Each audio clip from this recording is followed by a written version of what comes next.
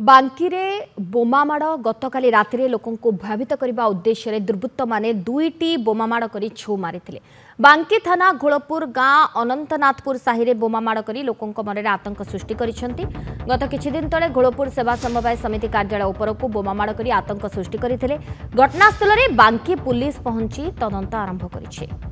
लोकंको भयभीत करने उद्देश्य बोमामाड़ होइतिबा कुहा जाउछि। दुईटी बोमामाड़ करी छू मारिछंती दुर्बृत्त। बांकी घोलपुर गाँ अनंतनाथपुर साहिरे बोमामाड़ होईछि। लोकंको भयभीत करने उद्देश्य बोमामाड़ होइतिबा कुहा जाउछि।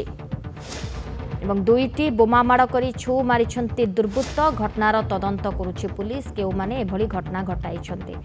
तापस जेना बांकी रिपोर्टर फोन लाइन रे जोड़ीछंती। तापस कोन अधिक सूचना?